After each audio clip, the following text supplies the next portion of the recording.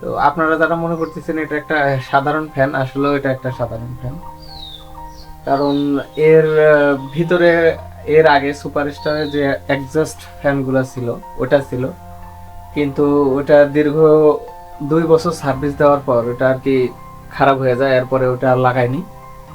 আর এটা আমি এবছর লাগিয়েছি, এবং কেন লাগিয়েছি এটাই শেয়ার করবো। আসলে এটা 2 দিন শুধু নষ্ট ছিল, এই 2 দিন রাত্রে ঘুমাতে পারিনি আসলে। তাইলে এ থেকে বোঝা যায় আসলে এটার গুরুত্বটা কতটুকু।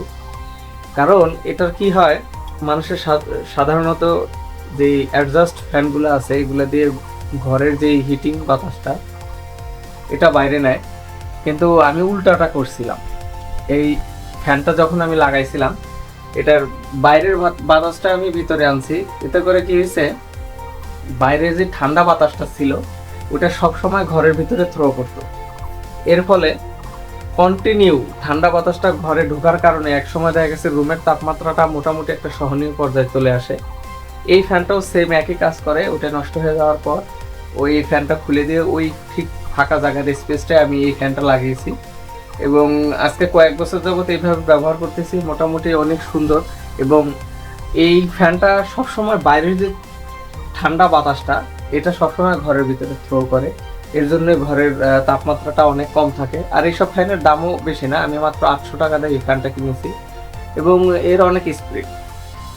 এর সহজ একটা ভাষায় বলতে গেলে আমি বলতে চাই, সেটা হচ্ছে আমরা অনেক সময় গরমের সময় জানালা খুলে জানালার পাশে বসে থাকি, সেই ক্ষেত্রে দেখা যায় কি বাতাস যখন একটু আসে তখন জানালা দিয়ে ঘরে প্রবেশ করে।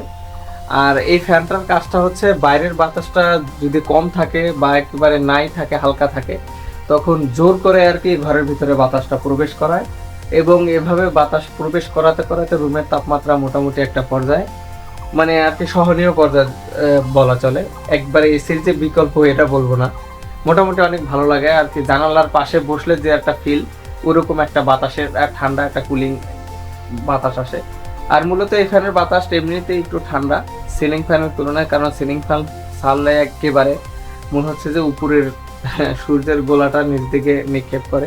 তো আপনারা যারাই এই ধরনের ফ্যান সেট করতে চান, আসলে ঘর তৈরি করার আগেই এই ধরনের একটু ডিজাইন রাখা উচিত। কারণ যে থাকার যে রুমগুলো, এই রুমগুলো একবারে চারিদিক থেকে আবদ্ধ না করে, বিশেষ করে বিল্ডিং, আমাদের বাড়িতেও কয়েকটা বিল্ডিং আছে, এগুলো আমার না পছন্দ। কারণ বিল্ডিং এর ভিতরে অন্তত রুমের ভিতরে এই অ্যাডজাস্ট ফ্যানের একটা করে অপশন রাখা ভালো। কারণ এখন যে আবহাওয়ার যে অবস্থা, আসলে বাইরে থেকে যদি ঠান্ডা বা ন্যাচারাল বাতাস ঘরের ভিতরে প্রবেশ না করে, সেই ক্ষেত্রে দেখা যায় এক সময় ঘরের ভিতরে একটা আবদ্ধ, একটা দম বন্ধকর একটা পরিস্থিতির সৃষ্টি হয়। তো আপনারা অবশ্যই ট্রাই করে দেখতে পারেন। আর যদি এই বিষয়ে সন্দেহ থেকে থাকে, তাহলে এরকম একটা ফ্যান আপনি শুধু জানালার পাশে বেঁধে কয়েকদিন চালিয়ে দেখতে পারেন, দেখবেন অসাধারণ একটা ফিল। কিন্তু জানালা খুলে রাখলে তো বোঝেনি, চোর মামা তার নিজ নিজ যে দায়িত্বটা আছে এটা পালন করবে।